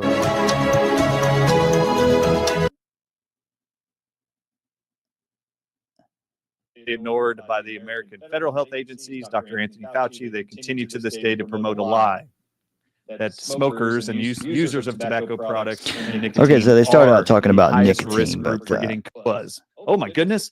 DNA evidence shows these are identical to snake venom proteins, and the majority of them target nicotine receptors. And this finally explains 4 years ago, Seth, April of 2020, why people who use tobacco products are seemingly immune to getting COVID. Oh, yes, they still are to this day the least likely to ever get COVID. The only smokers that even got COVID symptoms or ended up hospitalized already had diabetes and had heart failure diagnoses. So they all had to have those issues in order to see complications, because if you were simply someone using tobacco products, chain smokers included, they were the least affected by COVID-19, which is interesting since they tried to tell you it was a respiratory infection. Well, smokers supposedly have bad lung functioning and diseased lungs. They should have had the worst outcomes, period. And yet they were the least affected demographic of humans in any category ever. Age, sex, gender, races, doesn't matter. All right, I'm gonna skip ahead. I want to get to the Gila monster. Because of this snake venom spike protein on rabies. That, by the way, Seth, He hasn't backed off of the snake venom. I don't know what you guys in the chat, or if you're watching this on replay, I don't know what you think about the snake venom theory, but just be careful. That's what I was going to title this video, is please be careful. Please be careful out there today. And if you're an influencer, if you're someone with a platform like Seth here, who we love, we like this guy, we love Seth. He really seems like a nice enough guy. I don't think he's trying to hurt anyone. But Dr. Artis is not a credible, trustworthy source. the exact same snake toxin region of the spike protein for rabies you just read in that title is actually published about HIV also. There is on every HIV virus a glycoprotein, spike protein, identical to snake venom. Okay, it'd be bad enough if we were, let me jump ahead. I got to get to the Gila monster. Body inherently has nicotine receptors, right? And how those receptors, so let me give you my kind of simple hypothesis of what this means, and you can tell me if I'm correct or not. That a cell, let's say a cell has these receptors that are like keys, right? Keyholes. And so a certain substance has to have the matching keyhole to get into the cell. And so am I correct that if a cell has a nicotine receptor and the snake venom, spike proteins bind to the nicotine receptor, that it's actually that receptor that allows the venom and the poison into the cell, which causes cell death or whatever, mutation, etc. And so if I say put a nicotine patch on, does it then occupy that nicotine receptor, and therefore that snake venom can't actually even get into the cell because the nicotine is blocking the receptor? Now that's basically true about how receptors work, but it's quite oversimplified. And remember, folks, the man on the right is the one who, in a 2-hour long documentary that we watched, I guess it's 2-3 years ago by now, who wasn't saying that there was no virus, wasn't saying that there was a lab leak or anything. What he was saying was there was snake venom placed into the water supply, and that's why people were dying. The question is, was there an increased death rate that year? We're not going to get into that. My goodness, probably gone too far on that. But let's jump ahead here. Receptor in COVID that was affected by the venom of COVID, the spike proteins, or nicotine, are what are called alpha 7 nicotine receptors. First all right. 100% is shaped in the exact same shape of the receptors of nicotine on every cell in the human body. Nicotine is perfect. You know what else is really close to the shape of nicotine that also provided benefit in COVID-19? Ivermectin. Ivermectin is almost the same shape as nicotine, and for most people, it would bind to the same nicotine receptors. And as COVID... All right, let's jump ahead. I got to find the Gila monster. Huh? Well, he hasn't said anything that crazy. I'm keeping an eye on it. And just pre-diabetic, diabetic, or just enjoys a delicious alternative to artificial sugary drinks. Toxins. So you actually get immune suppression depending on where those venom proteins end up. So our goal is to provide you solutions to not only release the venoms to restore your normal function of your body, taste and smell restored. We want to make sure those venom proteins exit the body through your sweat, through your coughing, through your peeing, and through your pooping. So the goal is to just make sure you're supported. I got, and I also have some little lozenges that, like I'll break them up. So a little 1 milligram. So if I'm going to do an interview or something like that, I'll kind of toss one in. It's just a little bit of extra brain function. But so again, I'll put all these links in the description because I want to make sure that people have your website, promo code, all this, because we want to save people money. But one question I have for you. We want to save you money by having you spend money on whatever. Is the effect on mental clarity. Literal I've noticed snake oil salesman. Because it was almost like a 20% boost in energy and mental clarity. I don't know. Maybe this isn't the show where he got into the Gila monster. Do that for him. But you've got people who are struggling with diagnosable struggles that are there's a big movement now for central nervous system deficiency. A big pro nicotine not movement controlling now. the rest of the body the way it I should. haven't researched it. Nicotine, these genes, there's nothing you can do about it. This statement, opinion. You have some scientists, animals, humans, you name it. The Native Americans would just take tobacco leaves, steep them, and wrap them around. Anyway, I think we've probably spent enough time with Dr. Artis here. In one of these shows, in one of these discussions, he moved on from, it was cobra venom, right? It was cobra venom in the water supply.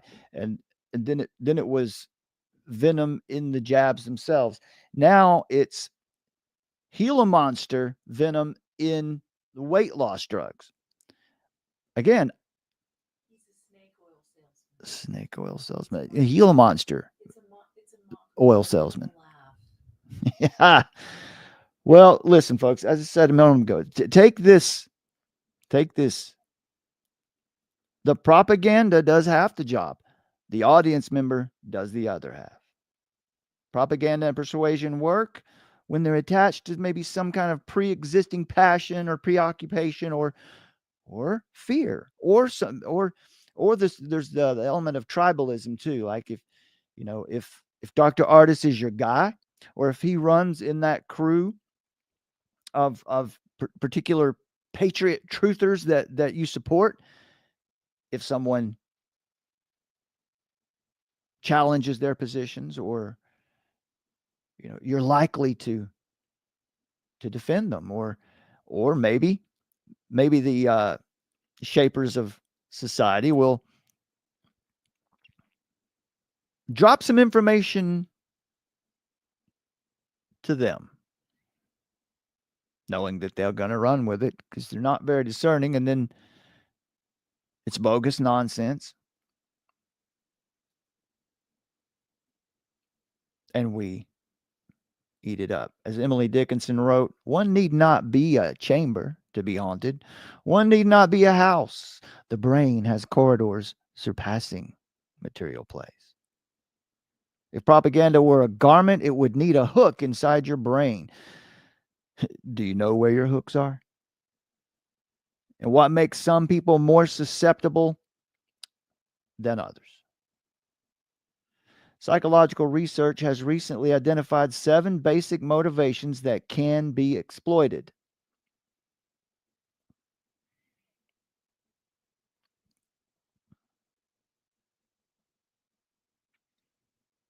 Evading physical harm, avoiding disease, making friends, attaining status, acquiring a mate, keeping a mate, and caring for family. These passions that manipulators exploit are nothing new. Greed, lust, pride, and so on. They are used to enslave you. The great Augustine of Hippo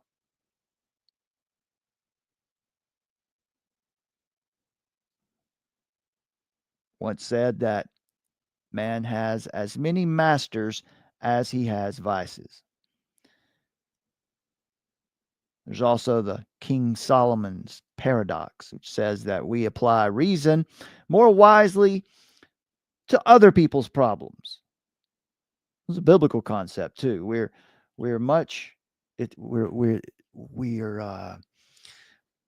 It's much easier for us to criticize other people than it is to see our own sins. Propaganda doesn't have to sell lies. It trades in truth set alongside fear.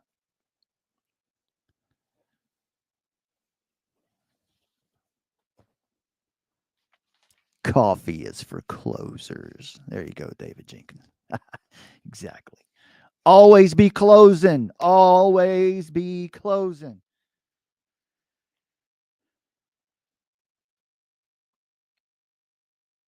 Spectacles and deception. The effectiveness of spectacles and deception is rooted not in technological sophistication, but in its ability to exploit human nature, our fears, our biases, and desire for immediate understanding. Right? Something happens, the Tesla explodes in front of Trump Tower, and immediately you go to Twitter, go to Rumble, go to wherever your favorite influencer. You got to get the scoop. What's really happening? Oh, surely this is an operation, right? As scripture and history affirm, self-reliance and overconfidence in our abilities are dangerous delusions. Those who influence others bear a solemn responsibility to exercise discernment, humility, and a commitment to truth over clicks, truth over personal gain or glory. Deception operates by manipulating our perception, often leveraging denial, hiding reality, or leveraging illusion, presenting falsehood. Propaganda and disinformation, which are products of strategic deception, are particularly effective because they play on pre-existing fears, cultural narratives, and personal experiences. The Apostle Paul reminds us in 2 Corinthians 11:14 that even Satan disguises himself as an angel of light, illustrating that deception often appears credible. Deception often comes to us seeming virtuous. The effectiveness of deception lies not in the complexity of its delivery, but in its ability to bypass critical thinking. Viral images, provocative memes, unverified news reports flourish in a fast-paced digital age because they bypass the process of vetting information. As Proverbs 18:17 warns, the first to state his case seems right until another comes and examines him. Critical examination transforms mere information into intelligence. Truthful, corroborated insights essential for sound decision making. Now, it's important, folks, that we all are aware and admit that our minds are vulnerable Deception exploits human nature, particularly our tendency to respond to new situations through the lens of past experiences and our ingrained assumptions or our presuppositions. This is why low-tech deception is probably the most effective. What do we mean by low-tech deception? Staged photographs, fabricated narratives, things that don't cost a lot of money to create can have a devastating impact. The story of the Trojan horse serves as a historical reminder of how easily even the greatest powers can be undone by their blind spots. The Greeks of antiquity left us the maxim, know thyself. Inscribed at the temple of Apollo at Delphi, philosophers like Socrates and Plato interpreted know thyself to mean knowing one's limits and understanding human vulnerability. Now, Scripture provides an even more profound lens. To know oneself is to understand one's finite nature before an infinite God. Psalm 8, verses 4 and 5 declares, "What is man that you're mindful of him? Yet you've made him a little lower than the heavenly beings." True self-knowledge leads to humility, enabling us to recognize our susceptibility to error and deception. And so if anyone's listening out there, this is our call to all those who watch what we do, and to anyone out there who has a platform who is a so-called influencer. This is a call to vigilance. Jesus warned in Matthew 7, beware false prophets. You will know them by their fruits. This vigilance requires humility, not arrogance, because hypocrisy, which is judging others by one standard and yourself by another, clouds our discernment. Those entrusted with influence, whether through social media, leadership, or public platforms, have an even greater responsibility to exercise discernment and resist the temptation to prioritize clicks, views, personal prestige over truth. The race for immediacy in modern media often sacrifices accuracy and integrity. This environment, saturated with misinformation, fosters an insatiable appetite for sensationalism. James, the brother of Jesus, counsels, be quick to listen, slow to speak, and slow to anger, reminding us that haste is the enemy of wisdom. Haste is the enemy of wisdom.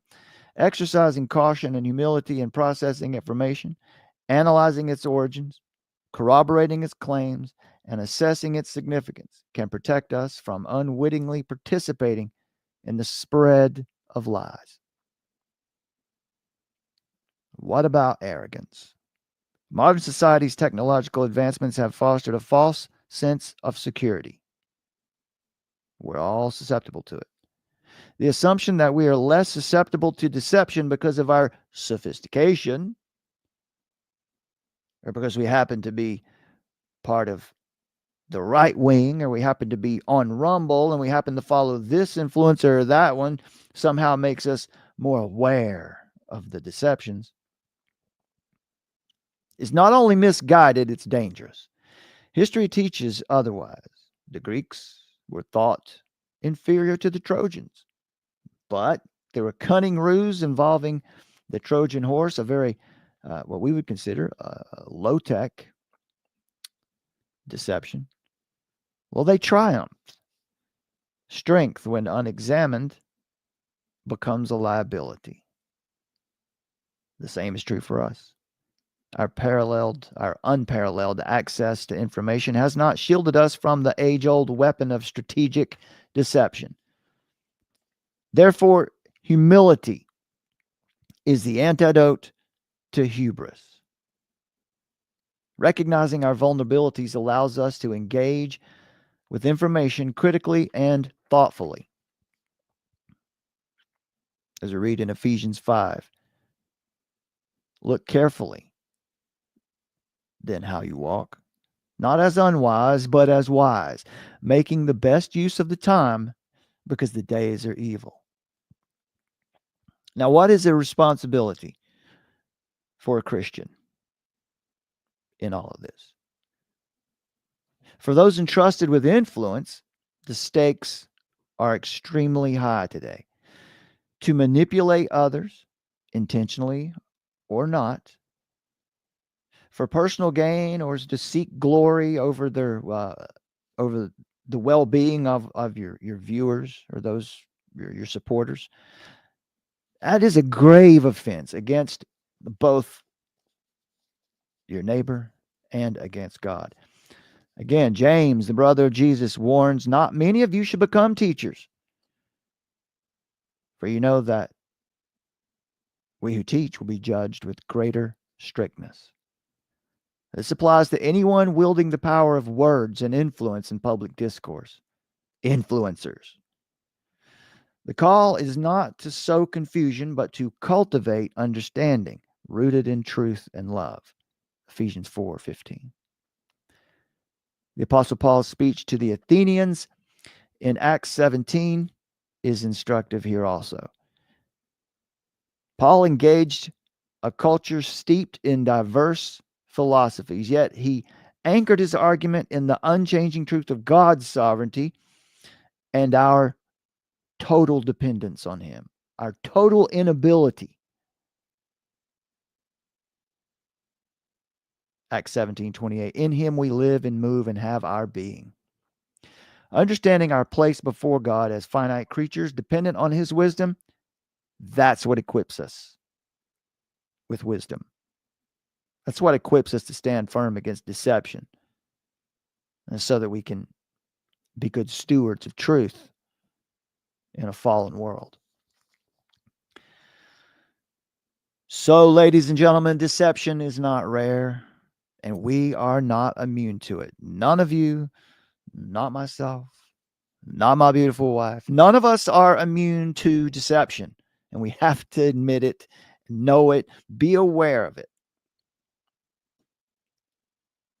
The sophisticated campaigns of strategic deception, amplified by modern media, ubiquitous in social media, remind us of the critical need for vigilance and humility. To influence others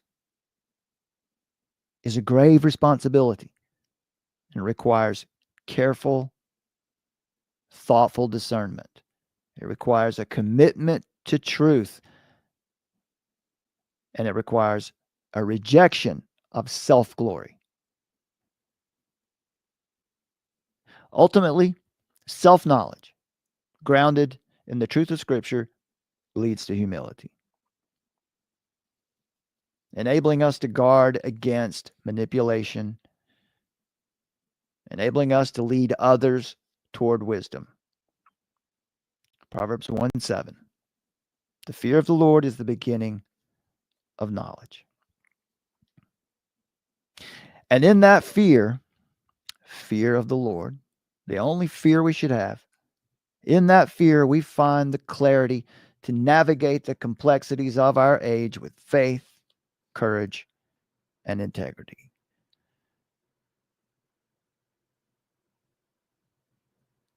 Thank you for being with us tonight, folks. Please download that Armor of Truth mobile app. It's going to become more important than ever, probably in 2025. You never know. But we're still here tonight. Thank you for being with us here. Psalm Courier, WCMW at Fab. Thank you for being here. Del Griffith. David Jenkins. Hey, David Jenkins, always be closing, brother. Coffee is for closers. On behalf of my lovely wife, Summer, we love you. We thank you. We'll see you again very soon. Well, that's a rather interesting position coming from a man on a crusade against the evils of technology. I'm not against technology, Doctor. I'm against the men who deify it at the expense of human truth. Armor of Truth.